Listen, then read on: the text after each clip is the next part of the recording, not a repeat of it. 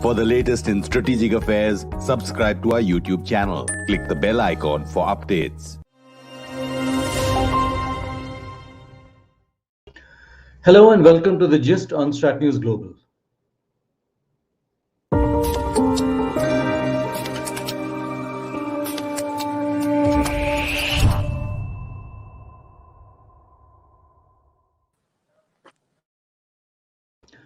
Good evening, I'm Surya Gangadharan, and our focus this evening is on Nepal, where less than 3 months after being elected, Prime Minister Prachanda or Pushpakamal Dahal has dumped the communists and is getting support from the Nepali Congress and some others.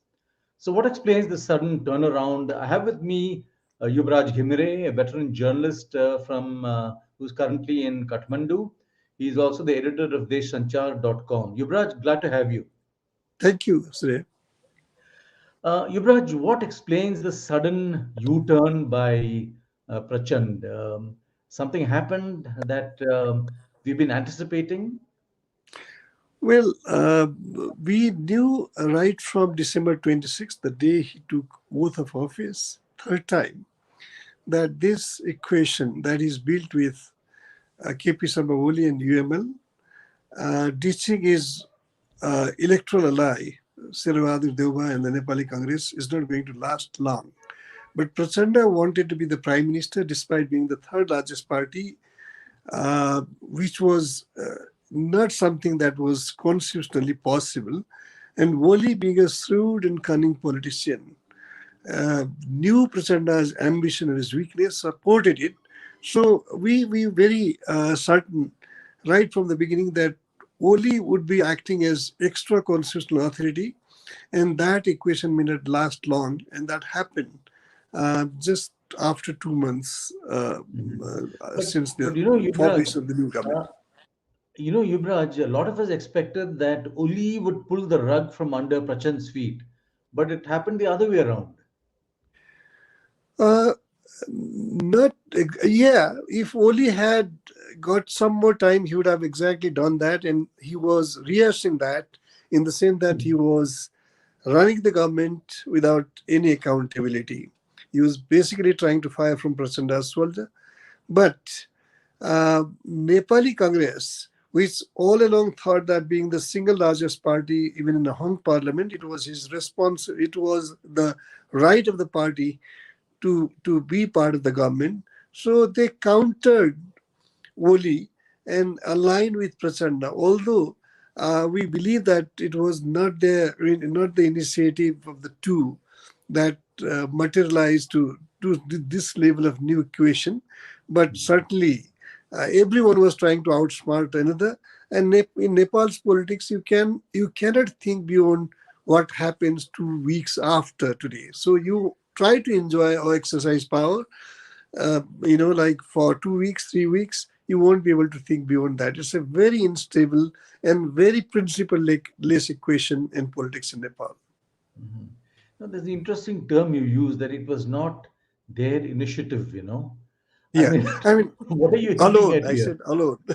Alone. Okay. What are you hinting at? Well, it's very open, Surya. It's very open. India, which was all pervasive, at least in perception, and to some extent in reality also earlier, at least 20 years ago, has lost its status and in a way credibility also. But India now realizes that it cannot dictate Nepal's political course alone. So in the change context, I think India is happy containing China by aligning with the US, no matter whether US plays a lead role or not. I mean, we know that US is now the most prominent force present in Nepal, and India's role is secondary in that alliance. And together they are containing China. They are trying to contain China. And so for that, India's prescription or wish is two communist parties should not come together. That is UML and Maoists. Whereas China, normally we see China being happy when it sees the communist level its effort will be to have those two communist parties together, which fructified in December, but it died less than 2 months afterward. So currently, India's wishes prevail. Two communist parties are not together, and at least one of the two communist parties will be aligning with uh, Congress party, relatively trustworthy party that Indian establishment has in Nepal. Mhm. And what guarantee is there that at some point Mr. Deuba will not tell Mr. Prachand that I want to be PM, you know? I mean, Yes, it's certainly. all about personalities here. Yes, that's why, like, although, I said you won't be able to think beyond 2 3, you won't be able to plan out things, beyond 2 weeks or 3 weeks. Informally, not confirmed by any political leadership, but we believe it's true. Going by the nature of political leaders in Nepal, three leaders, Prachanda, Deuba, and Mana Nepal, have entered into a gentleman's agreement. Mhm. We really don't know Who's the who would gentleman? prove it to be gentlemen, but to sharing this remaining 4.5 year, 5 year time among the three leaders. So I don't think they will have that much patience, and I don't think things would be solely in their control to let this arrangement come to practice. But uh, like so this is basically to ensure that all the communist parties don't could come together, which in a way we can also say that is something that China wishes, but things would remain unstable. They cannot plan out things for remaining 4.5 years or 5 years. Mhm. And this is some kind of a written agreement, or it's only been talked about? It's been talked about, and something that has not been denied. There may be written agreement also, but with Mhm. the three leaders perhaps keeping a copy of that without sharing in the political parties they represent. Uh-huh. Now, there's the other point you made about India subordinating its role in Nepal to the US. Yeah. Um, it sounds rather deep and serious, isn't it? I Yes. mean, Uh, has India lost its so much I ground in Nepal that? I Surya, I guess India did overplay its card, especially in 2006, in, I'd say, imposing radical agenda in Nepal without Nepal's people or political actors getting involved. We've discussed it Mhm. before, or Yeah, in Nepal's transition from a Hindu monarchy and unitary to a federal republic secular. yeah. It was never debated in parliament. That was not the demand of the political parties during the movement, which wanted the king to hand over political parties. So then, when India, like, overplayed things, and it also brought in European Union and the US in Nepal's political arena, Mhm. which prompted China to retaliate and like enlarge its presence and interest and investment in Nepal. So for that, China would need favorable regime. So in a way, it's competing with India, in some way outcompeting India also in that game, Mhm. which used to be India's monopoly earlier. Mhm. And because India and Nepal, Nepal was largely, although Nepal had presence in the international committee, with bilateral relations and all that, Nepal uh, would Nepali rulers, especially the monarchs, will always side with India whenever India's and China's core interests clashed. But that Mhm. is not the case now. Yeah. India, they support China, they support India, as the case may be. And Mhm. about US increasing interest, because it's linked with it, MCC, especially after the Millennium Challenge Corporation Nepal um, compact was ratified by Parliament in 2022. February, especially with the support of Prachanda and Sher Bahadur Deuba, Yeah. it had become very clear that like the two are moving closer to US and of course India. Maoist cannot go against India. After all, without India's support, they couldn't have come to the center of Nepal's peace and power structure. And that much loyalty they have maintained. So China seems to be worried about it. And KP Oli is in retaliation or rebound is now obviously a series of Band, the stands he took during the Band, border issues. So he is perceived as anti-India. So let's see. Nepal's politics currently revolves around these three personalities or three parties, with two joining together at a given point of time. But there is strong resentment building up in the country, in the streets, in the country. Mhm. Mhm. So this resentment is about the manner in which these old gerontocratic politicians have run the country. Well, it's largely it's against the malfunctioning of the current dispensation, meaning after 2006 change, Yeah. largely because of their transparent corruption and, and largely because of absolute absence of accountability that they have been, they have failed to, or they have chosen to not to, go by.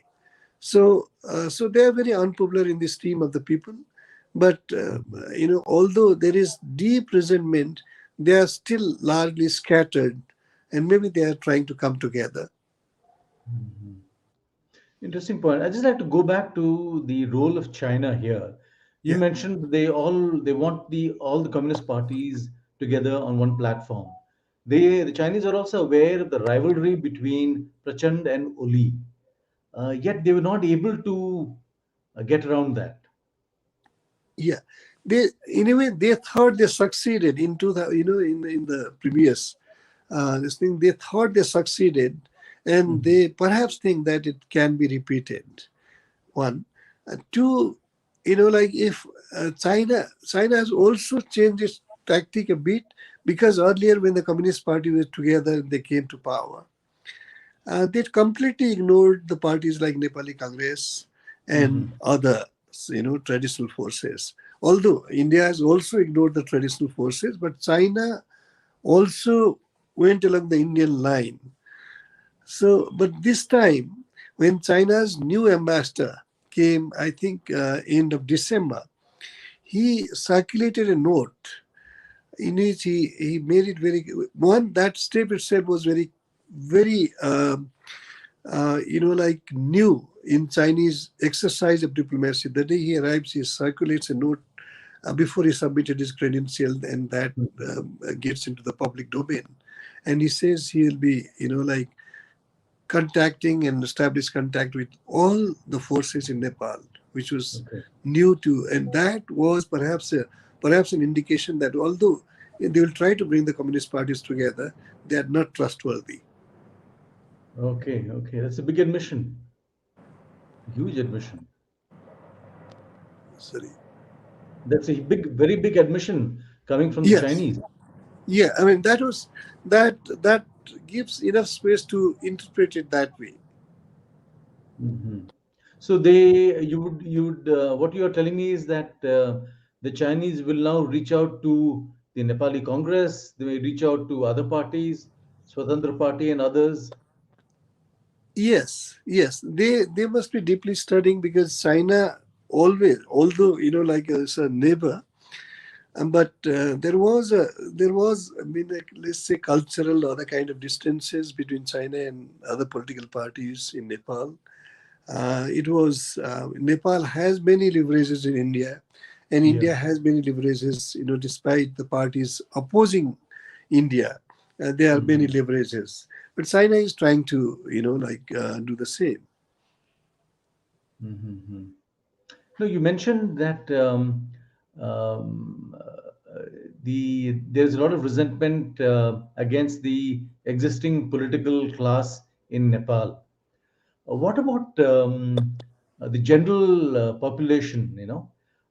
Is it? I mean, I understand that there is strong support for communist parties among the electorate and all, but Yeah. generally, is there a lot of things generally seen in terms of anti-China, anti-India, pro-India, pro-China? Uh, Not so much anti-China, because China has started becoming kind of a force that influences Nepal political course very recently.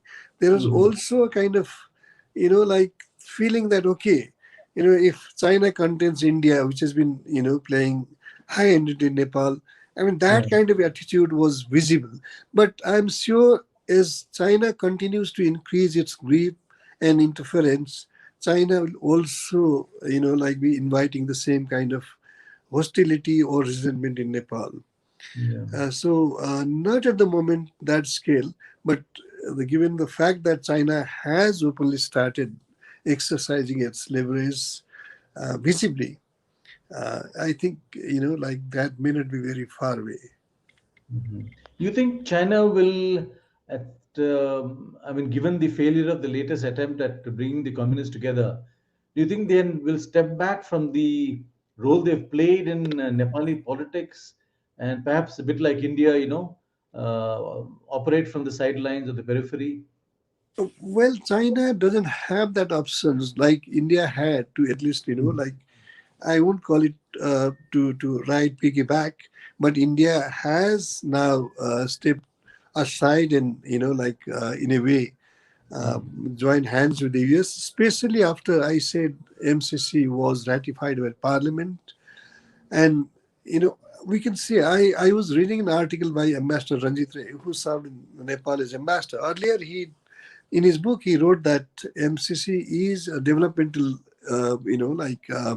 Yeah, initiative. agenda. But now, uh, he makes it very clear that, like security interest is also on the rise. So if it has got a security interest, larger security interest, it's bound to be countered by China. That's their worry, because they always said after the 2006, uh, role India and this Western countries played together.